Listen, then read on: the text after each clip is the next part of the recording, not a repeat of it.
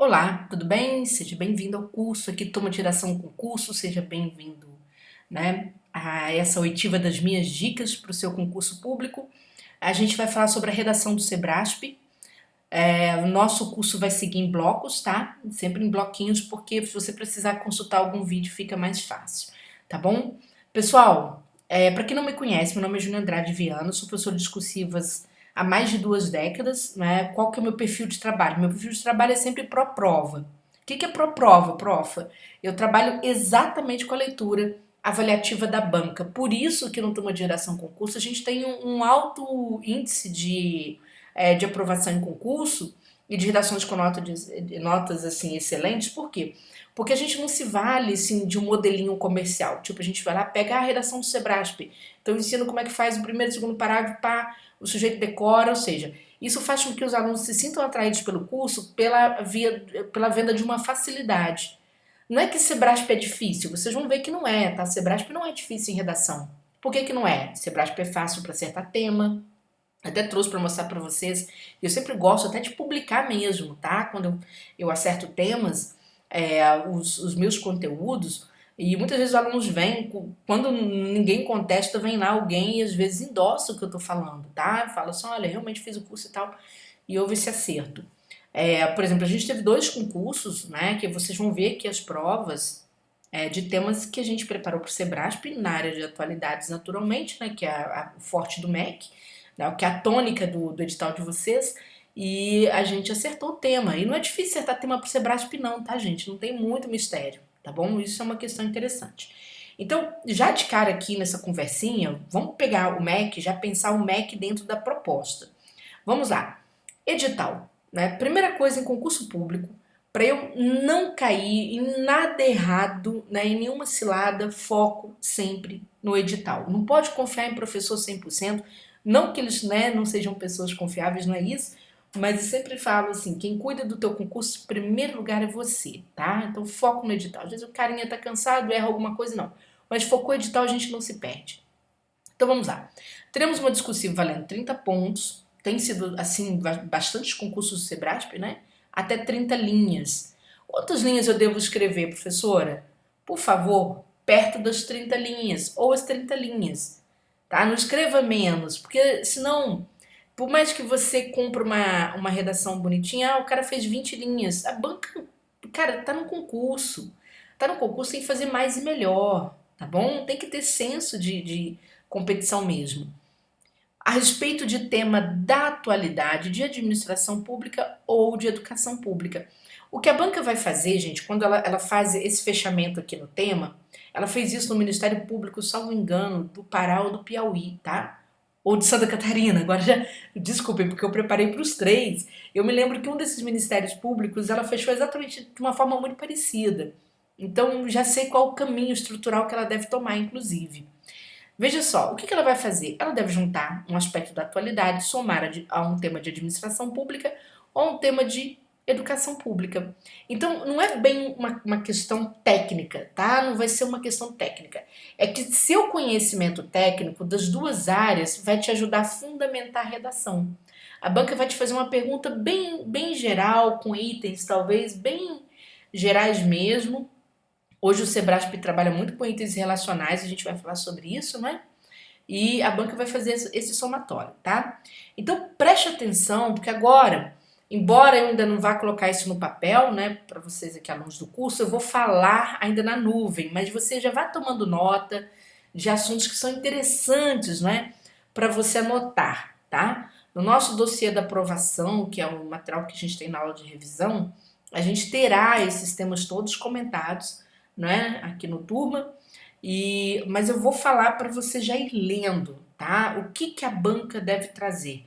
Antes disso, para você ter confiança, é muito importante que, né, eu te passe confiança. Redação não é uma questão tão simples para todo mundo. Tem gente que gosta de redação, mas tem gente que tem muito enfrentamento. E eu entendo isso perfeitamente, né? Porque a minha vida pregressa lá na escola, ainda no ensino médio, era uma tragédia em língua portuguesa. E hoje eu sou professora de língua portuguesa, tá?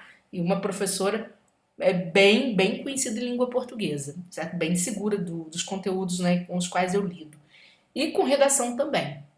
Então vamos lá. Pessoal, prova do TJ Espírito Santo aconteceu este ano.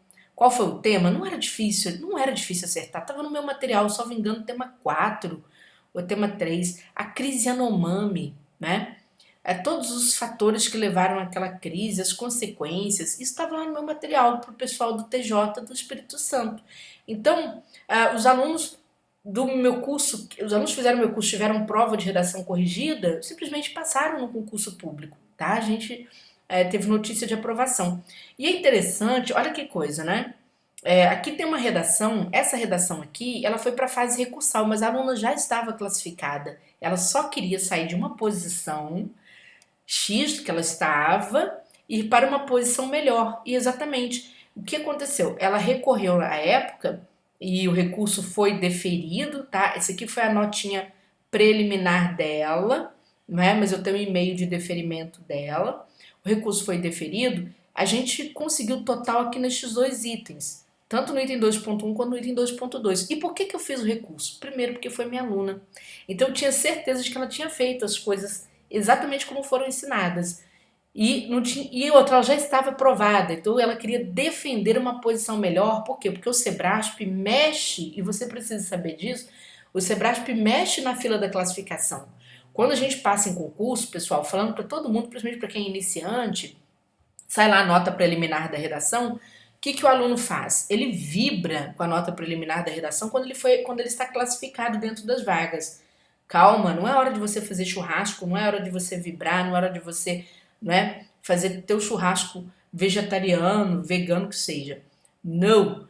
É hora de você analisar a tua posição no concurso e ver se você não quer defender uma posição melhor, tá? Então eu já falo isso com antecedência, porque isso é importante. Quem tem que fazer recurso é muito mais de quem passou do que quem foi reprovado. Então, esse tema, nós acertamos, esse concurso é recente, né? Teve resultado recentemente. Exatamente hoje, no dia que eu gravo, né, a gente teve o resultado da Cefim de Fortaleza, tá certo? E aqui me apareceu outro aluno com uma situação muito parecida com essa aluna aqui, parecidíssima, não é? E eu fiz o recurso deste aluno. Fiz e tenho certeza que a gente vai conseguir majoração, vai ser muito difícil a banca não aceitar, porque a situação dele tá até melhor do que a da aluna ali, tá? Tá vendo? Olha só, ele acerta praticamente tudo, ele vai perder aqui em um item pela qualidade da redação, mas ele não tem problemas de qualidade de redação. A maior prova de que ele não tem é que lá na microestrutura, que eu não trouxe aqui, pessoal, para o pessoal não somar a nota do aluno e descobrir que aluno que é. Eu sempre guardo, né, a informação dos meus alunos assim, a menos que eles queiram. Tem aluno que fala meu nome. Aí eu vou lá e falo, tá bom? Geralmente os alunos das carreiras policiais gostam que a gente faça isso. E aí, a gente, olhando os elementos microestruturais, exatamente no intervalo dessas linhas aqui, de 17 a 28, ele não tinha nenhum erro sintático. Se não tinha erro sintático, ele não tem problema nenhum com a qualidade da redação. E o conteúdo batia com o padrão de resposta, tá? Todinho. Não tinha erro, não. Então a gente defendeu bem e ele deve conseguir aí um lugar. Mas eu mostrei, não foi para ficar falando de recurso. Eu mostrei por causa de tema. Aqui o tema dele vai falar sobre direito à liberdade de expressão, responsabilidade social, limites éticos legais, repercussão do pensamento na era digital. E aí vai falando sobre a questão, né, de um podcast famoso, né, que falava sobre legalização do partido nazista. Isso estava nos meus temas. De vez em quando eu sempre trago esse tema porque esse tema não sai de moda. O Sebrasp sempre volta em direito à liberdade de expressão, sempre volta. Passa um concurso outro, daqui a pouco volta. Esse aqui era o tema número 3. A gente tinha um tema lá na prova de redação, exatamente não com essas palavras aqui, mas falando sobre a questão das fake news. Os problemas são gerados pelas fake news e como que as pessoas usam fake news em nome da liberdade de expressão. Estava prontinho, por isso que esse aluno foi muito bem, né? O que ele está recorrendo, ele também está numa excelente posição, está recorrendo para melhorar a posição dele no concurso. Pode ver que ele tira aqui total num dos itens, no outro item ele aproxima do total, ele só quer melhorar isso aqui e a gente vai conseguir, tá? Vai ser difícil não conseguir. Vamos lá. Pessoal, sobre temas para o MEC, né? Então vocês viram ali que tanto o tema da Cefim, né, esse é o resultado hoje da Cefim, tema do TJ Espírito Santo, ou seja, temas bem de provas bem atuais, né? A gente acertou. Não é difícil acertar tema do Sebrasp. Então tome nota que por enquanto eu vou falar na nuvem. O que é falar na nuvem? Eu não estou anotando, mas você pode tomar nota, tá? O que o Sebrasp deve cobrar de vocês no MEC? Muito provavelmente numa junção entre atualidades e administração pública primeiro. Pessoal, os grandes desafios da administração pública no século XXI. Que grandes desafios? Por exemplo, a questão de você ter, você ter um governo, né, voltado para a transparência, certo? Um governo voltado para a transparência. Quantos mecanismos de transparência a gente tem garantidos, por exemplo, na Constituição, na lei, tá certo? Nas leis, né, que preconizam isso. Então você precisa ficar muito atento a estes sinais. Isso é muito chamativo, tá? O Sebrasp pode bater em cima. O Sebrasp pode bater em cima na questão da administração pública, né, voltada aí para os mecanismos de controle, principalmente o controle social, o controle institucional. Júnior, mas é um tema que já foi cobrado. Sim, mas eles voltam a esse assunto, tá certo? E controle, gente, indica o quê? Uma participação cidadã um pouco mais qualificada, né? Quando você pensa no controle social, você tem essa participação mais qualificada. Isso envolve, de certo modo, plataformas digitais. Isso envolve, de certo modo, a inserção de uma inteligência artificial dentro, né, do governo, tá certo? Ou seja, ali nos trabalhos do governo. Por quê? Porque a inteligência artificial, como ela simula o humano, a grande diferença entre o computador e a inteligência artificial, computador comum, igual esse aqui que eu estou gravando a aula para vocês. Aqui eu tenho que digitar tudo que eu quero, tá? Eu tenho que digitar tudo que eu quero. A inteligência artificial, para facilitar para quem ainda está perdido com isso, ela indica o seguinte, olha, a gente colocou tanta informação na internet, tanto, que as empresas foram fazendo bancos de dados de tudo que é informação, a ponto de ter tanta informação sobre o humano que ela pode construir um sistema que o humano dá um único comando e aquele sistema de inteligência busca a resposta, né, que o humano já deixou por aí. Aí, lógico, eu estou citando o chat GPT, tá? Que a pessoa vai lá e fala, eu quero um roteiro de viagem para Miami. Ela joga ali, né, seja o programa do Google, né, seja os programas de inteligência, eles vão dar ali para ela o melhor roteiro. Vai citar vários roteirinhos e falar assim, esse aqui é o melhor, como se você estivesse batendo papo com uma pessoa. Entendeu? Então, você imagina isso na administração pública. O que isso não geraria de economia, de economicidade na administração pública, não é? Isso geraria, por exemplo, se você vai ser atendido por um delegado de polícia, não é? Você está ali dando o seu depoimento. Então, tem o cargo de escrivão, o escrivão registra tudo. Uma das funções do escrivão é registrar tudo que ele capta de uma oitiva, não é? Seja de uma testemunha, de uma pessoa que está acusando alguém, tá certo? De uma vítima, ou o que quer que seja. Então, ali você não precisa mais, sinceramente, do escrivão ficar digitando, aquilo ser mais lento. Você pode usar um sistema, né, de gravação de voz com reprodução escrita. Então, sistema super simples, hoje está tudo ali, vai reproduzir com perfeição, com perfeição. Isso evita o quê? Evita retrabalho, né? Isso evita, vamos dizer assim, isso reduz tempo de trabalho, né? Isso, mas aí o cargo de escrivão vai desaparecer, vai se transformar. Por quê? O escrivão, na verdade, agora vai ter que entender um pouco mais de inteligência artificial para fornecer para esse mecanismo que está sendo usado, né, roteiros de trabalho. Então é outra história. Se você pensar na área de fiscalização, na área de controle, hoje tudo se faz pela internet, por exemplo. Eu vou mandar documentos fiscais, eu mando lá pelo e-social. Então, se você tiver um sistema de fiscalização que tenha a conformidade da lei de um lado, né, e tem a documentação de outro, esse sistema vai trabalhar como fiscal, como se fosse ser humano. Com um detalhe, ele vai identificar fraude mais rápido, né, se houver ocorrência de fraude ou de alguma irregularidade, né, porque ele vai certinho nas desconformidades, certo? Com muita precisão, muito mais rápido. Né? E o que o fiscal vai ter que fazer? De repente elaborar o parecer, ou nem vai fazer isso, certo? Fiscalização de repente vai trabalhar com a visita, né, aos locais, etc, né? Ou seja, vai haver uma mudança muito grande. Então, isso que eu estou citando, você imagina quantos cargos na administração pública terão alteração se você tiver uma mudança, né? Se a administração pública ela caminhar para uma reforma digital, principalmente, tá? Mas aí vão diminuir os concursos públicos. Gente, diminui os concursos num lado e sobram vagas de outro. Por quê? Sobram vagas de pessoal preparado para lidar com esses sistemas. Ah, mas eu tenho que ser formado em TI. Não necessariamente. Você tem que entender sistemas digitais, né? Então, hoje, para um menino no fisco, vai fazer prova da área fiscal, tem um monte de conhecimento de TI que ele tem que saber. Não é mais informática, é TI mesmo, ele tem que saber, tá? Né? Que é a tecnologia da informação, tá bom? Você, aí pensando, né, administração pública, outros desafios, né, que pode ser tema também de prova para concurso público, é a questão das parcerias, né? O governo, gente, a gente tende agora, né? Eu adoro astrologia, não posso ficar falando só que eu empolgo. A gente tem agora, nos próximos 20 anos, transformações profundas nas formas de governo, né? O que está anunciando por aí, a coisa vem e muda a nossa vida da água para, tipo assim, da água para o vinho, tá? Certo? Você não fala da água para o sólido. Por quê? A transformação vai ser muito profunda.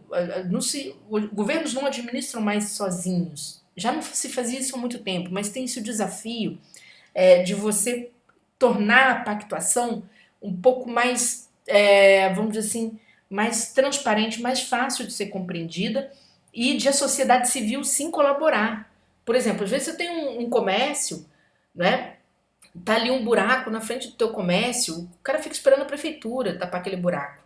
Mas ele tem que entender que existe um todo, não é só a prefeitura que trabalha com aquilo.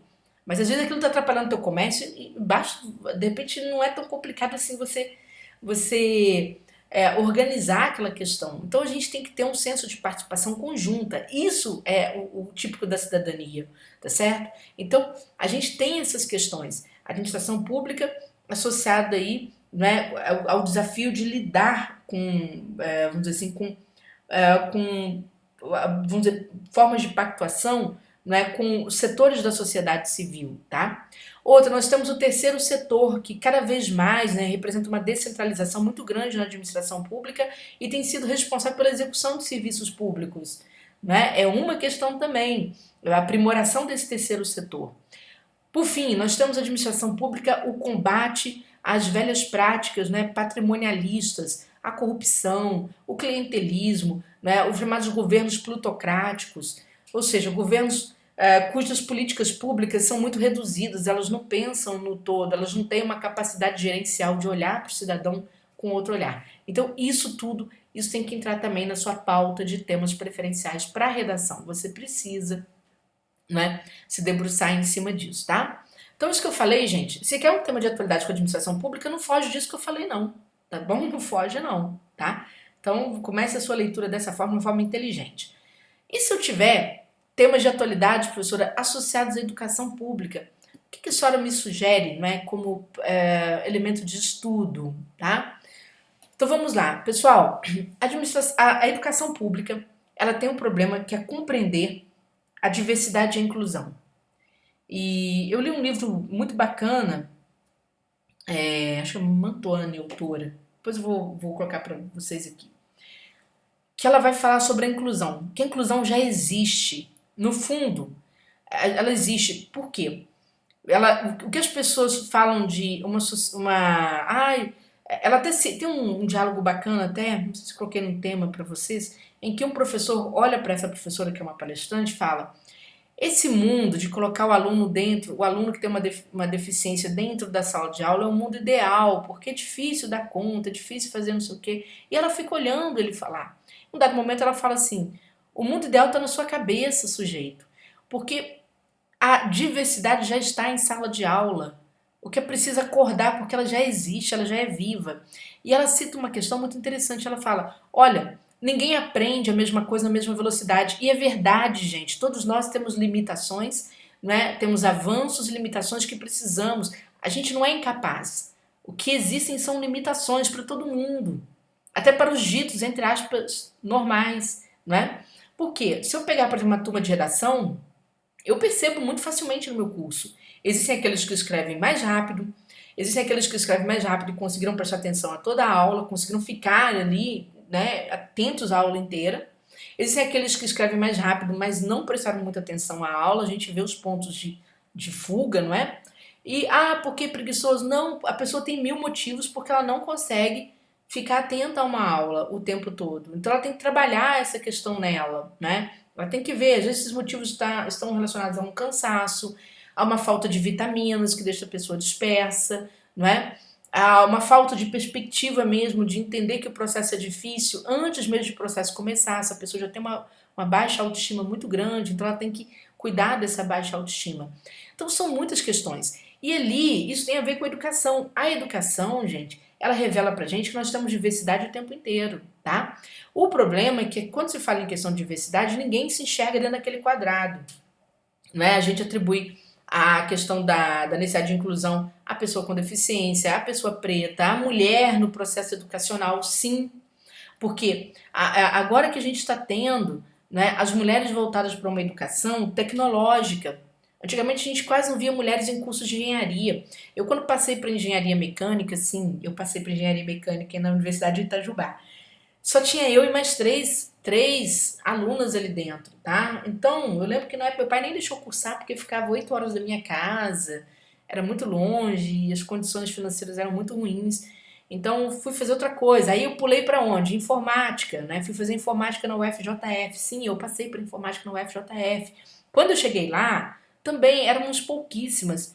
Acho que nós éramos, o quê? 5 alunos. Uma turma, talvez de 30. Acho que era isso. Também não foi. Eu acabei pulando para letras depois, né? Me encontrei. Adoro literatura, adoro, né, viagem, de coisa boa. Então, é nesse aspecto que eu chamo a atenção de vocês, né? Eu falo, nem fui pelo português porque eu era péssima aluna em língua portuguesa. Hoje eu sou uma professora referência em língua portuguesa. Então, a gente tem que se enxergar, a gente tem que tirar todas as capas de dureza e prestar atenção no que a gente está fazendo. Isso tem a ver com a educação. A educação, inclusive, é você pensar a mulher, não é? A gente tem a Agenda 2030, que precisa resolver problemas de gênero. E problemas de oportunidade da mulher no mercado de trabalho passam pela educação. A educação inclusiva é super importante. Gente, quantos youtubers a gente vê hoje, não é? TikTokers, isso, não sei nem se eu falei esse troço certo, mas vamos lá. Que são pessoas que você olha, a pessoa tem uma deficiência física, às vezes tem uma deficiência cognitiva, essa pessoa está na rede social. Isso aconteceu por quê? Porque houve uma política de educação inclusiva há um tempo atrás, e isso chama atenção para quê? Para políticas públicas para o setor. Se essas pessoas não tiverem representação num congresso, não tem política pública para ela. Isso é simples assim. A gente sabe que não tem política pública, por exemplo, para mulher, são políticas públicas muito restritas, porque a representação é pequena. Então os caras não vão colocar aquilo em pauta. Isso tem a ver com a educação, isso passa pela base, né? Outra questão, outro enfrentamento da educação pública, pessoal, educação pública de caráter digital. A gente tem muita dificuldade, os professores não sabem como lidar com isso. Hoje a gente tem, foi questão da prova de São Paulo, né? Da preparação para a prova de São Paulo, que é o multiletramento, o letramento multimodal. Por quê? Porque nossos alunos lidam com games, eles lidam com redes sociais, ou seja, eles produzem texto em diferentes instrumentos, né? Eu fui até brincar com essa questão do multimodal, um aluno falou, professor, eu fiz concurso pro DENIT na época com a senhora falava de multimodal. Sim, porque o DENIT, né? Ele lida com transporte, então a gente falava de multimodal no setor de transporte. Hoje nós temos a ideia da multimodalidade na produção de texto, né? E inclusive, né, na produção de uma variedade de gêneros enorme. Hoje texto não é só, já se sabe, texto não é só aquilo que tem palavra, mas texto é imagem, é vídeo, é dancinha, é qualquer coisa que te transmita um senso ali de comunicação, um senso de informação, tá bom? Então você precisa de uma educação que vá, né, pensar a educação pública dentro desse caráter digital no século XXI, tá? Outra, aproveitar os instrumentos de inteligência artificial, de realidade aumentada, bem na educação pública no século XXI. Por quê? Porque são instrumentos que facilitam o estudo, né? Com esse 500 mil de informação, você precisa desses instrumentos, por exemplo, vocês fazem concurso público, se usam, né, usam mecanismos de inteligência artificial, conseguem resumos para poder estudar muito bons, muito eficientes, tá certo? Então, vocês têm essa questão com vocês. E muita gente nem sabe nem por onde começar isso. Isso por que não se sabe? Porque a educação pública está afastada, ela está a anos-luz dessas questões. Isso precisa ser modificado. Nós também temos a educação pública pensada também, gente, em tempo integral, principalmente para o nível médio, mas pensada de verdade, ela precisa ser reestruturada, precisa ser revista. Houve uma reforma do ensino médio feita durante o governo Temer, né? Essa reforma, infelizmente, né, ela foi muito complicada para estudantes de famílias pobres. Inclusive, é uma reforma que tem conteúdos dissociados dos conteúdos do Enem. Então, a gente precisa, né, fazer com que os processos avaliativos eles venham ao encontro daquela educação que está sendo fornecida e vice-versa, tá? E vice-versa. Você precisa de currículos, né, que tenham essa capacidade. Outra questão, no mundo cada vez mais isolado, mundo cada vez mais isolado, mundo cada vez mais individualista, cada um no seu quadrado, um mundo de pandemia, você precisa de educação pública que dê formação socioemocional para os alunos. Foi tema da Prefeitura de Juiz de Fora, nós acertamos este tema, certo? Por quê? O que é uma formação socioemocional, não é? Que você vai dividir, os alunos sejam convidados ali a desenvolver habilidades socioemocionais. Ora, para que os alunos sejam mais autônomos, eles precisam procurar soluções por eles mesmos, porque já não se vive um mundo tão coletivo, certo? Da forma como havia no passado. A gente sabe que é coletivo, mas é coletivo a partir de células, ou seja, coletivo a partir de soluções muito individuais, não é?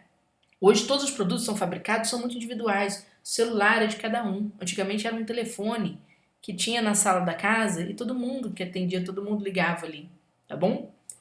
Então, a educação precisa criar essa autonomia, porque essas pessoas precisam lidar com isso. As pessoas estão adoecendo nesse mundo porque estão sem uma habilidade socioemocional para buscar saídas para problemas graves que elas enfrentam, né? A habilidade socioemocional tem a ver com liderança, formação de lideranças, certo? Lideranças que sejam convincentes, né? Que possam realmente levar as pessoas a um crescimento conjunto nesse mundo fragmentado, de identidades fragmentadas em que nós vivemos. Uma educação socioemocional também desenvolve um senso de solidariedade, ou seja, para reduzir as fragmentações, para que haja aproximação entre pessoas, né, que tenham ali, vamos dizer assim, competências similares ou competências complementares. Então, você precisa também dessa questão. Por quê? Porque o mundo caminha para uma economia que precisa ser solidária, senão o mundo vai se destruir, a gente sabe disso. A coisa não está boa, né? Veja as crises do clima. Por exemplo, a gente está aqui no inverno no Brasil, acontecendo 500 mil de problemas nesse inverno. O inverno está quente, né? Olha a quantidade de incêndios que estão acontecendo no mundo, certo? Então você precisa caminhar para um mundo menos aquecido, para um mundo mais voltado para uma economia solidária. As pessoas precisam entender o que é isso. Elas têm que se transformar não em trabalhadores tão somente, ou seja, mão de obra, porque a inteligência artificial vai tomar esse lugar, mas elas precisam ser sujeitos da história, sujeitos de transformação. Educação pública passa por isso, tá? Educação pública precisa preparar o sujeito para que ele viva uma cidadania plena voltada para a defesa da democracia. Por quê? Democracia repercute em política pública para todo mundo, tá certo? Política pública para a maioria, política pública inclusiva.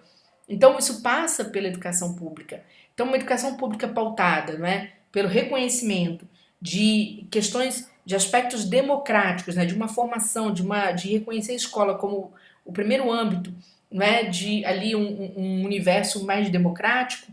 Isso faz com que você tenha menos exclusão, isso reduz violência, não é? Lembrando que pode ser tema da prova. A gente conviveu aí nos últimos anos com o recrudescimento da violência nas escolas recentemente. Não que a escola não tivesse conflitos, ela tinha, só que agora o conflito tomou uma outra dimensão, uma dimensão do ódio mesmo, escancarado.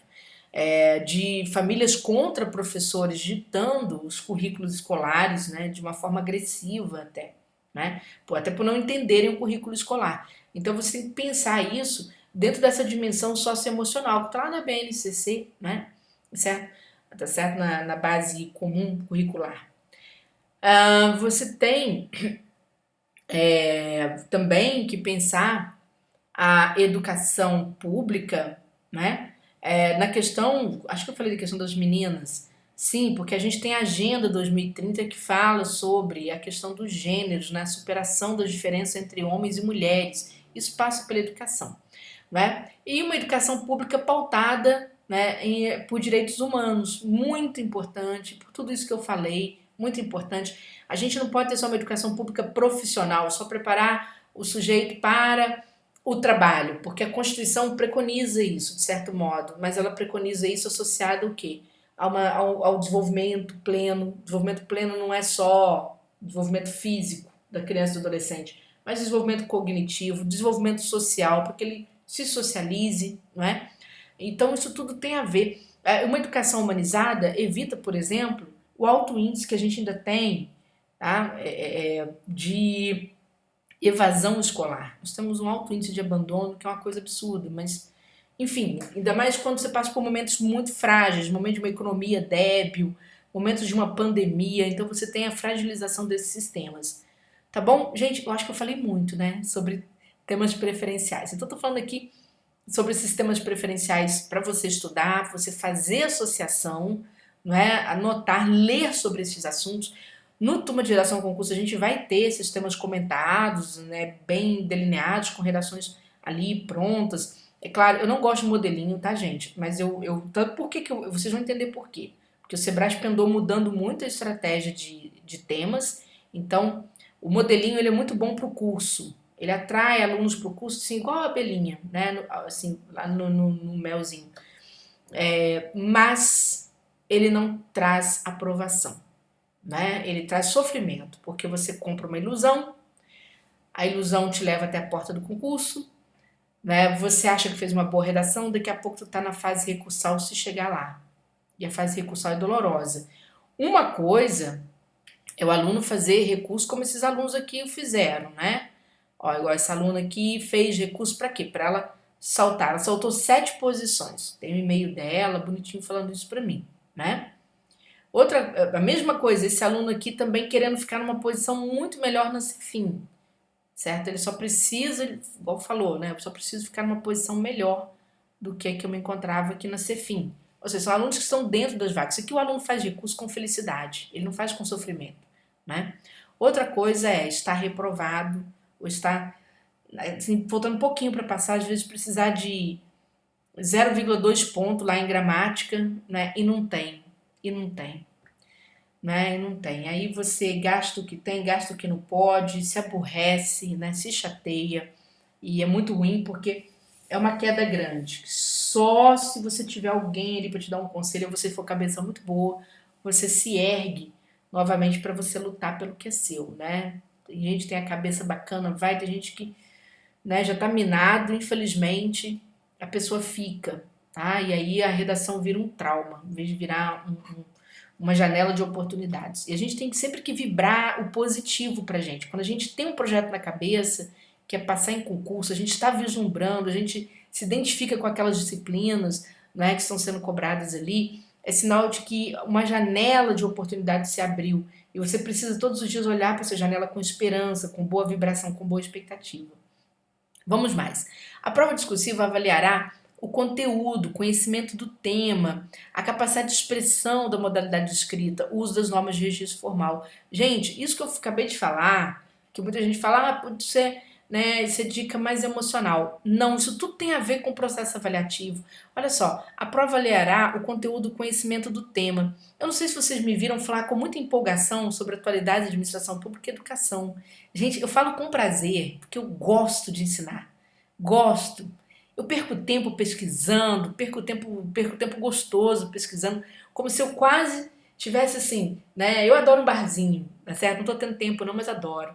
Como se eu estivesse no barzinho conversando com as minhas amigas, meus amigos, certo? É quase o mesmo prazer, a mesma vibração. Por isso que dá certo, por isso que eu acerto o tema em prova. Então vocês têm que ter essa cabecinha também, não custa nada. Não vão perder nada se sentindo felizes, mas vão perder muito, né, se sentindo tristes. Ó, avaliará o conhecimento do tema. O conhecimento do tema não tem coisa mais prazerosa que tu abrir a redação e falar, eu sei isso. Eu sei isso, chega da emoção. Chega da emoção, né? Tem relato de aluno que falou, Júnior, eu olhei pro tema, eu chorei. Mas eu chorei, não foi tristeza não, eu chorei de emoção. Eu vi que eu ia passar no concurso. E não tem melhor coisa para acontecer pro sujeito no dia do exame. Abrir aquela prova, né? E ele notar, agora deu. No dia do exame, eu não tô falando do dia do gabarito, eu não tô falando do dia do resultado.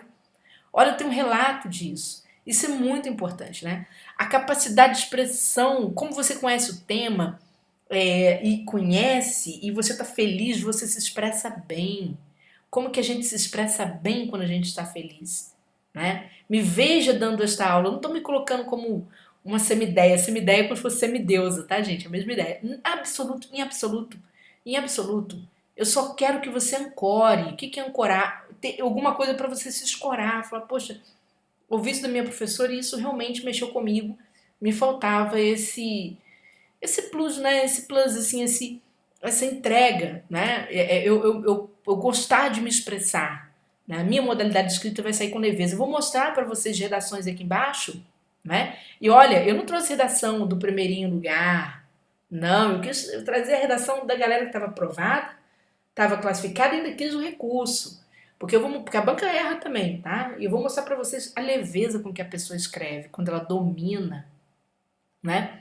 E ela sente que pode. Ah, mas aí a pessoa tem uma vida pregressa em redação, Júnior, muito boa. Não, gente, para com isso. Pode parar com isso que não é. Olha, pouco tempo um aluno fez TRT da quinta ou da 18ª, não vou lembrar. O aluno formado, eu sei que ele fez o concurso para estatística e era redação sobre conhecimentos gerais lá na Fundação Carlos Chagas, que é a pior banca possível. Poxa, eu comecei a fazer informática, eu falei com vocês, né? Faculdade de informática.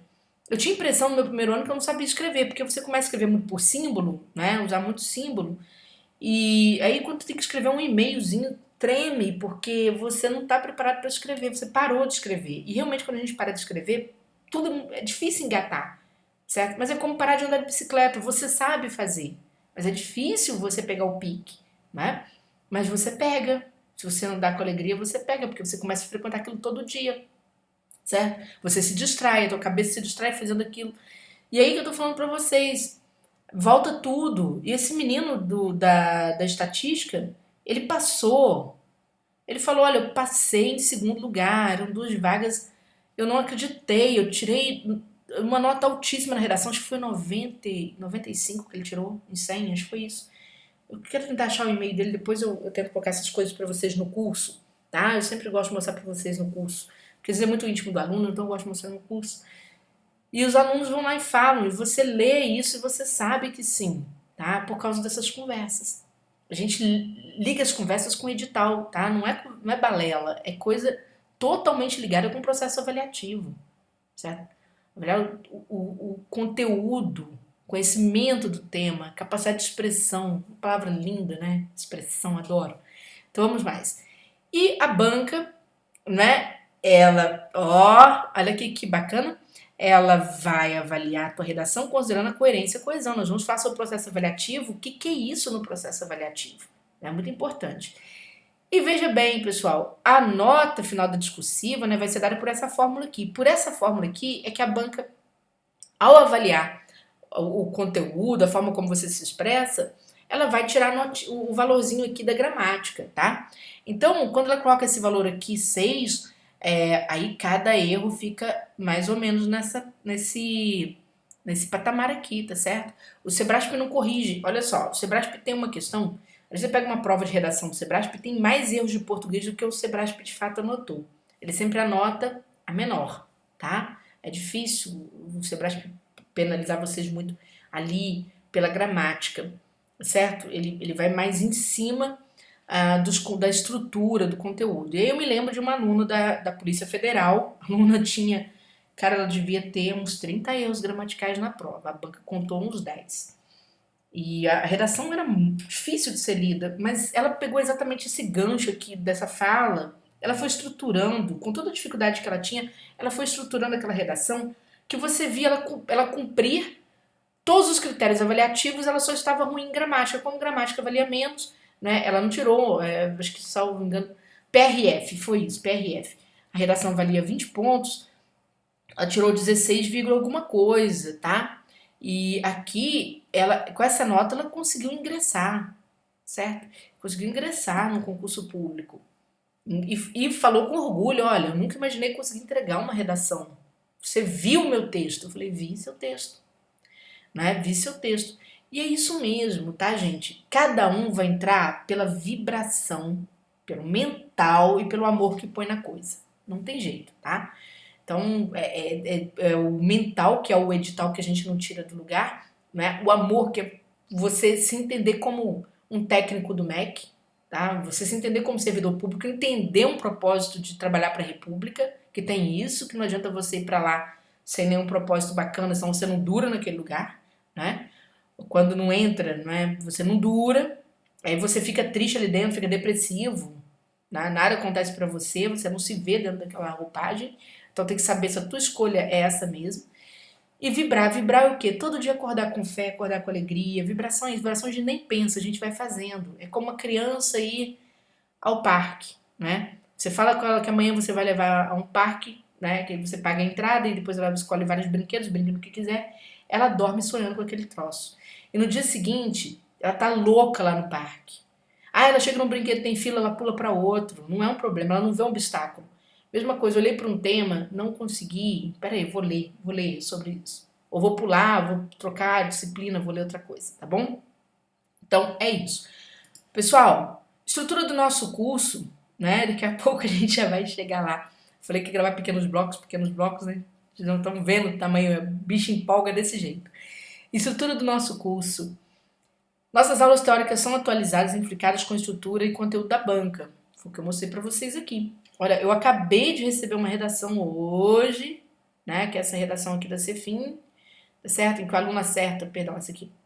O aluno acerta praticamente tudo, né?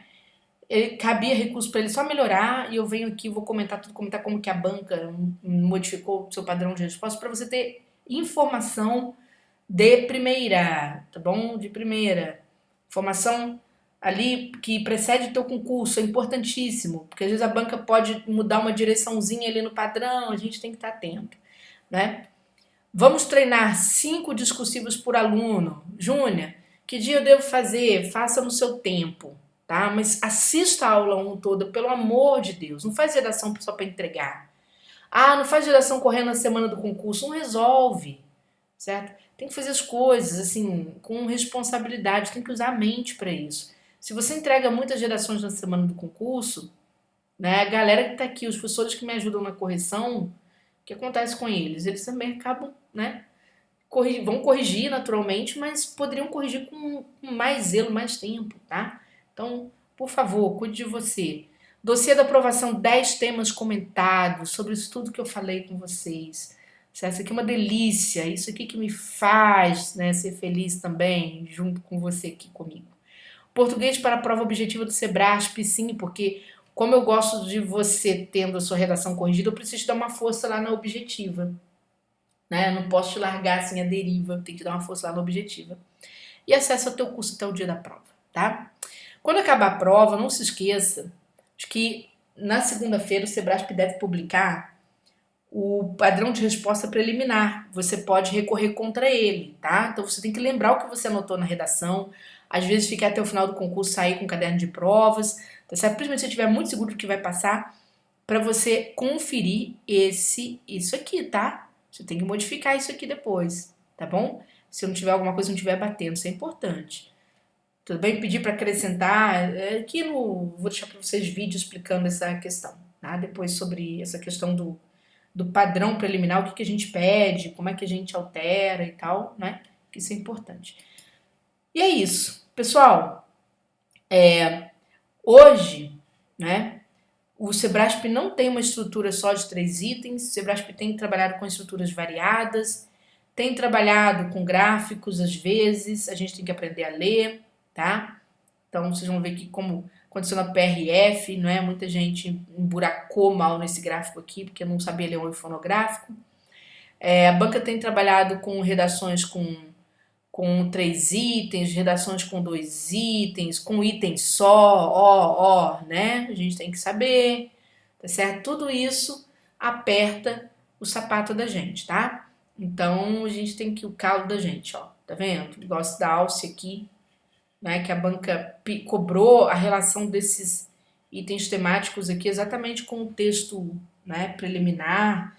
E aí teria que saber fazer essa relação. Então, não vá caindo na história, né? Ah, eu tenho um modelo aqui que você treina isso aqui, você vai tirar total. Não faça isso, que o risco é grande de você ficar, te dar o dinheiro, né, para aquele professor preguiçoso, que aí eu vou falar, é preguiçoso, não vai falar de ninguém não, mas quando faz isso eu falo que é preguiçoso. E que não ensina, ele quer vender curso, tá? Ele quer vender curso. E a gente tem que ter prazer em ensinar, porque tudo que a gente faz com amor volta pra gente em dobro com amor também, tá bom? Sejam todos bem-vindos, né? Vamos começar o curso, tá bom?